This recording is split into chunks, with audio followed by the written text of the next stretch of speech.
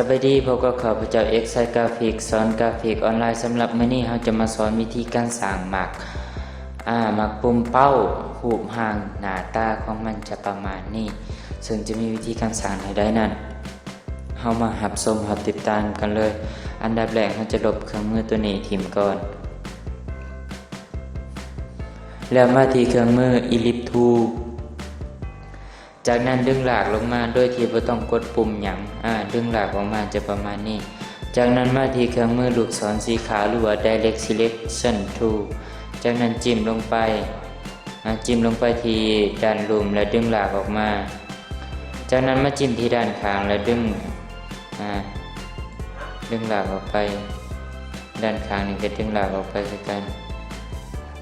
แนะนำปรับให้มันงามกว่านี้เนาะแนะนำให้ปรับให้มันงามกว่านี้จากนั้นมาสร้างจากนั้นเราจะสร้างเครื่องมือสี่เหลี่ยมออกมาสร้างเครื่องมือสี่เหลี่ยมแล้วใช้เครื่องมือDirect Selection Tool คือเก่าจิ้มลงไปแล้วหักเข้ามาประมาณนี้จิ้มลงไปอีกแล้วหักเข้ามาจะได้อยู่ประมาณนี้จากนั้นเอามาต่อเข้ากันมันจะเป็นจุดสิ้นส่วนที่คล้ายๆเฮามัดมักปุ่มเป้านี่เองเนาะปรับตำแหน่งให้มันเดี๋ยวเราจะดึงเข้าอีกนิดนึงมันจะเวอร์ออกเกินไป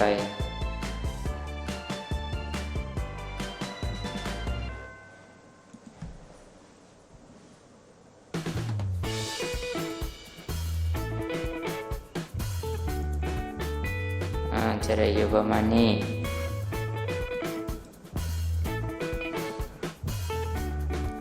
จากนั้นเราจะรวมเป็นวัตถุเดียวกันมาที่เครื่องมือ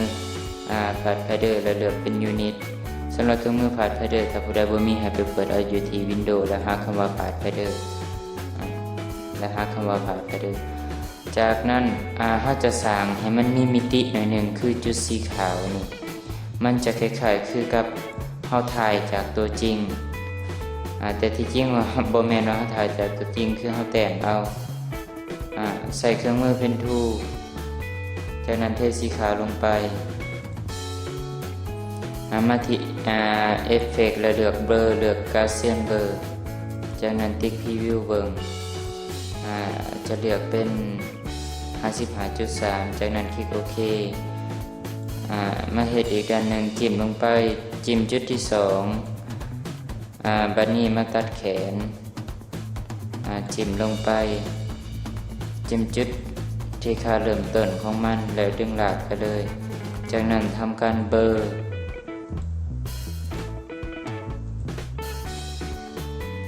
เดี๋ยวจะลดลงอีกนิดนึงจากนั้นเราจะลดopacity ลงอีกเหลือประมาณ80จากนั้นเราจะทำการexpand มันเพื่อว่าเวลาเราหย่อขยายมันก็จะอยู่ในรูปห่างคงที่คือเก่าถ้ากรณีเราบ่ expand มันเวลาเราหย่อลงจุดสีขาวที่เราเห็นว่ามันมีมิติมันจะบ่เห็นก็คือมันจะคอยจางลงไปแต่ถ้า expand เราจะหย่อขยายกว้างใหญ่ทันใดจุดสีขาวที่เราว่ามันมีมิติก็จะยังเห็นคือเก่าจากนั้นกดคลิก expand appearance จากนั้นทำการรวมกรุ๊ปกด Ctrl G เลือกทั้งสีทั้งหมดแล้วกด Ctrl G อาจจะสังเกตว่าเห็นว่าเวลาหย่อขยายลงในจุดสีขาวจุดที่เราคิดว่ามันมีมิติก็จะยังเห็นคือเก่าหย่อขยาย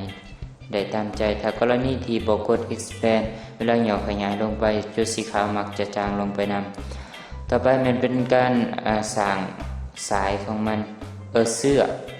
อของหมักปุ่มเป้ามาที่เครื่องมือ Line Segment Tool จากนั้นดึงหลากลงมาแล้วเพิ่มเส้นขอบให้มันประมาณ2% เลือกเส้นขอบเป็นสีฟ้าสีน้ำเงินจากนั้นมาที่เครื่องมือเอฟเฟกต์แล้วเลือกเครื่องมือ เลือกเครื่องมือวับแล้วเลือกเป็นเว็บจากนั้นติ๊กพรีวิวเบิ่งเดี๋ยวขออภัยเขาผิดแล้วเนาะขออภัยนิดนึงเมื่อเข้าที่เครื่องมือdistort and transform จากนั้นเลือกเป็นzigzag จากนั้นติ๊กเป็นพรีวิวแล้วเลือกเป็นสมูทถ้าเฮาบ่สมูทมันก็จะเป็นประมาณนี้มันจะเป็นเหลี่ยมเป็นคมเฮาต้องสมูทเพื่อให้มันเรียบเนียนไซส์จะเอาอยู่ที่10ตัวนี้จะเอาอยู่ที่4จากนั้นคลิกโอเคมันก็จะเป็นสาย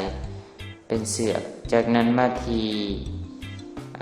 expand คือการมาที่เมนู object แล้วเลือก expand สามารถเปลี่ยนเป็นสีเปลี่ยนอีหยังได้ตามใจสำหรับในการสร้างปุ่มเป้าก็จบลงเพียงเท่านี้แต่หากว่ามีสิ่งส่วนใดของเข้าใจตัวใดก็สามารถสอบถามได้ตามที่ข้อมูลได้ให้ไว้ในท้ายคลิปสำหรับคลิปนี้ขอขอบใจ